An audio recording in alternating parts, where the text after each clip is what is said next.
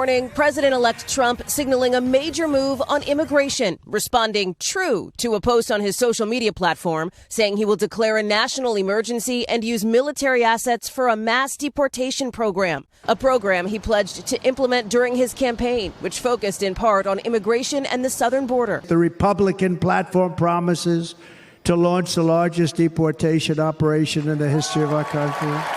And he's promised to use the military as enforcement in the past. We must use any and all resources needed to stop the invasion, including moving thousands of troops currently stationed overseas.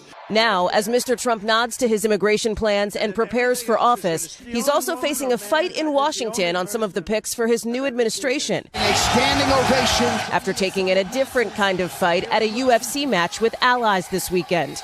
The spotlight now on his choice to lead the Pentagon, former Fox News anchor Pete Hegseth. His attorney confirms to NBC News Hegseth paid a settlement to a woman last year after she previously accused him of sexual assault in 2017. But the attorney says Hegseth maintains his innocence and that the encounter was consensual. Do you think that this matter could sink Pete Hegseth's confirmation? It could.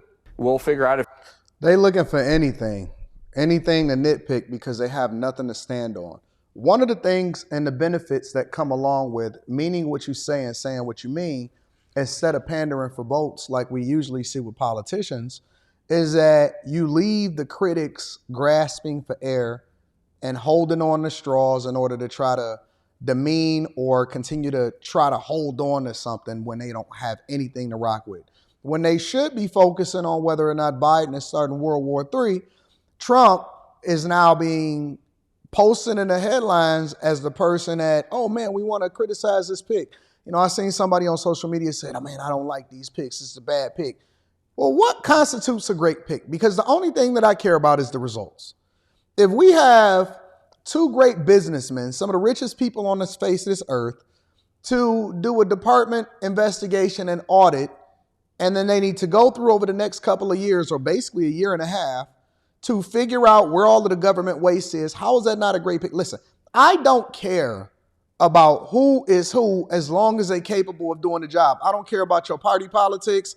In the instance of Tulsi Gabbard defecting over from the Democratic Party and then coming over to the Republican Party because she's a great mind and she really believes in this country and you know, protecting this country against foreign interests and also against interests within America that could upend and disable what we got going on over here. If you bring in an RFK Jr. who, you know, family was traditionally Democrat, but then he became his own entity, but then he's staunchly for making sure that we upend the Food and Drug Administration to, you know, find out what's in our food and all of this other type of stuff. I don't care about your previous politics. I don't care if you used to bust down a chick. I care about your capability of doing a job. And if you can do that more effectively, because I think that anybody, literally an animal, can do better than what we've experienced over these last 12 of the 16 years. If anybody could do a better job, then they should. Now, with regard to mass deportations, it's necessary as needed. And that's another reason why I say somebody that's executing on exactly what they said that they're going to do. Our military should not be milling around in other countries. Our military needs to be serving the interests of the American people. And if we can do that, because they're saying that we don't have the capability to deal with all of this stuff that's happening, but we've been funding the military industrial complex for a long time. So why can't we leverage it for something that's actually useful for here in America? Is the military only to be used for things that don't have to do with American interests? Because that's what they've been using them for now. You know, I see Biden right now spending an egregious amount of money to fund Ukraine. And now they've recently given military weapons to them to further their agenda and pushing the military industrial complex and then launching long-range missiles further into Russia, which basically institutes World War III. It continues to push us further towards a place that we don't want to be at. I'm absolutely in support of everything that he's doing right now. If he can get confirmed or not. And I do think that Pete's a good pick for this position. Mr. Trump has told advisors he plans to stand by Hegseth after a recent conversation with his nominee, according to the New York Times, citing two people briefed on the discussion. Also facing new backlash, the president-elect's choice of now former Florida Congressman Matt Gaetz to lead the Department of Justice. With multiple sources telling NBC News he faces a very difficult path to confirmation. Gaetz resigned his seat last week, ending a House Ethics Committee investigation into whether he engaged in sexual misconduct and illicit drug use, allegations he denies. While some in both parties want the committee to release its report, House Speaker Mike Johnson disagrees, saying Gaetz is now a private citizen. I think that would be a Pandora's box. Hallie, let's go back to this news that just broke overnight. President-elect Trump confirming that he wants to declare a national emergency, and then that would enable him to use the military. How might that work? How much would it cost? Let me take the second part of your question first, Savannah. How much would it cost? The answer is a lot of money, but we can't get super specific because it's not clear how much. There's one estimate that suggests it could be something like $90 billion a year. That's from an immigration rights group. That's just a fraction of the money that we give Ukraine every month.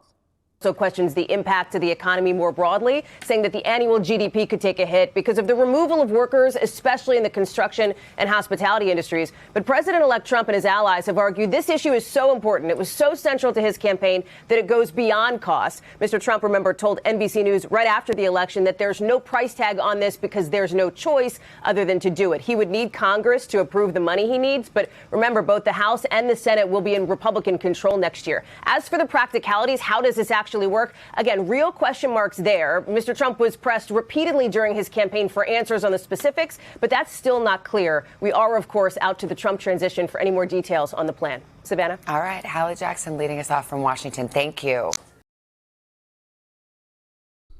The people have spoken, and they want radical change. They want things to be different. They don't want these people to be in here illegally. And let's be clear, if you walked over here into this country without coming through a legal means, then you are here illegally. Let's forget about all of the nonsense. If you want things to change, then that means that we need to expedite and we need to upend the immigration system, which has largely been old and outdated in the first place. And so we need to more effectively vet the people that come into this country.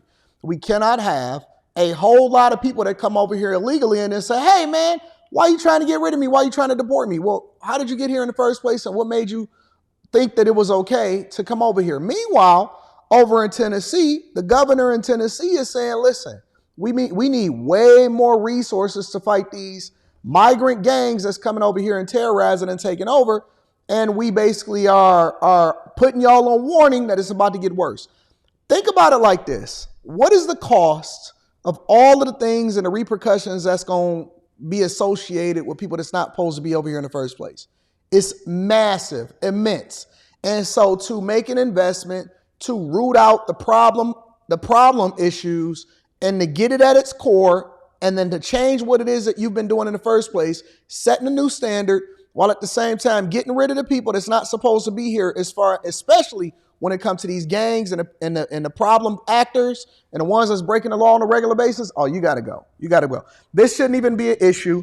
If I see any liberals sitting here telling me that people that are doing things illegally should not be held to the highest standard and held accountable, I can't even jaywalk. I can't even jaywalk down the street without somebody saying, ooh, that's Anton. Call on him. Tell on him. You can't walk three feet down the street, but these people is getting all of your tax dollars, and you got Chicago mayors and people like that fighting on their behalf in order to keep them here. You should be glad and elated that people are held accountable. Actually, they should be held more accountable because they're not even from here and they're here illegally. They're not even supposed to be here. Oh man, but I need somebody to pick my berries and clean my crib. Well, clean your own house for the time being until we can get somebody over here that's vetted effectively. Anyways, make sure y'all tap into the Patreon. Link is in the description. Also, Teach Hanley, 40% off your first order plus 20% off for life. And last but not least, make sure you guys get your tickets to come and see me December 14th in Detroit. I love you. I appreciate you. I appreciate y'all also letting me know what y'all think about mass deportation. I'm going to holler at you later. Peace.